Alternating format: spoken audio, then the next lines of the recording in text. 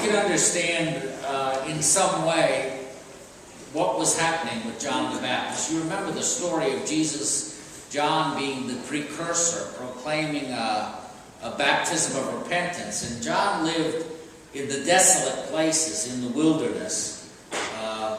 And the people came out to him. And his message was a message of repentance. But you remember it also was a message that made it clear that God expected a change in their life, or as he says, the axe is laid to the root. The wrath of God was coming. So when you remember the history that John the Baptist not only proclaimed that, but proclaimed that Herod, who had married his brother's sister and who was also his niece, so double incest, that this was not permitted. Herod, who was king of the Galilee region, imprisoned, and you know that later executed John. So as he nears perhaps his own death, he sends these disciples, and you say, well, didn't he testify that Jesus was the one? Well, he did.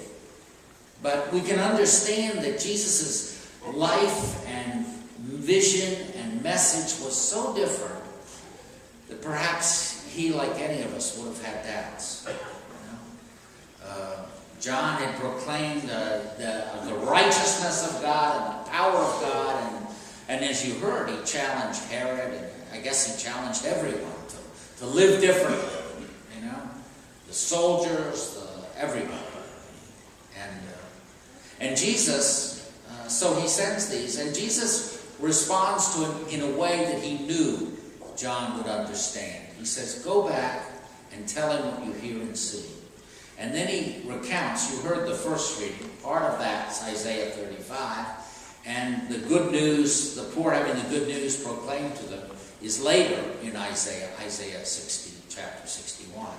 So what Jesus is saying to the disciples, look, put his mind at ease, simply tell him what's happening to the poorest of the poor, to those left out of society, because all of these categories of people, at least in Jewish way of thinking, would have been sinners and not acceptable, not the kind of people that a Messiah would come to. And so they go off. But in a way, we can, although most of us have been raised Christians and we've believed in Jesus, and so we kind of accept. But at the same time, there is a human part of us that's really disappointed in Jesus. Disappointed in God, right? Because there's a part of us that says, why is there still the third year of a war, a civil war that's in Syria? Why doesn't God, if he's all powerful, take care of business? Why is there typhoon after typhoon that not just this last disastrous one, but there'll be one next year? Why are there earthquakes? Why is there so much terrorism? Why does God put a stop to people shooting up our schools and killing our children? There's a part of us, a human part of us, that says, well, what kind of God is this? We want a God who takes care of business, who works these kinds of things out, that solves our deficit problem and takes care of, fills up my IRA, heals me from right? Isn't that? And humanly, it's understandable, right? Because those are the things we desire. It appalls us to see the suffering. We say, we want to cry out to God. What are you doing? Where are you? Show up. Do your thing. Solve this problem. Jesus had a much deeper answer. He had a liberation that isn't simply stopping the typhoons in this world and the wars in this world and solving our 401k problem. He had an answer that was going to transform my heart and your heart, that was going to bring those who are on the fringe of society, the poor, the lame, people who are seen as sinners, right to the center of God's mercy, He was going to break down the barriers that had people as outcasts and bring them instead into the very heart of God. And he was going to do that by also transforming our hearts. A much deeper, a much more miraculous, a much more powerful reality, really. This week, after Nelson Mandela died, I followed his life, and I really admired who he was. So I got up, they had that memorial service, so I got up at 4 a.m. because they said the memorial service would begin in Pretoria, so I might as well not have gotten up. They were still filling the thing. 3 hours later, we got down. But I wanted to see, because I always considered, where does someone like that come from? Who spends 27 years in solitary, in hard labor, practically beaten to a pulp, gets out of prison in 1990, gets elected president of the same country that kept him in prison, and forgives his enemies. You know, where does someone like that come from? That, my friends, is real power.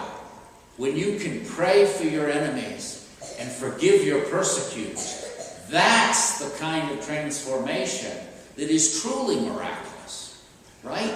Where that's the real liberation that Christ offers all of us.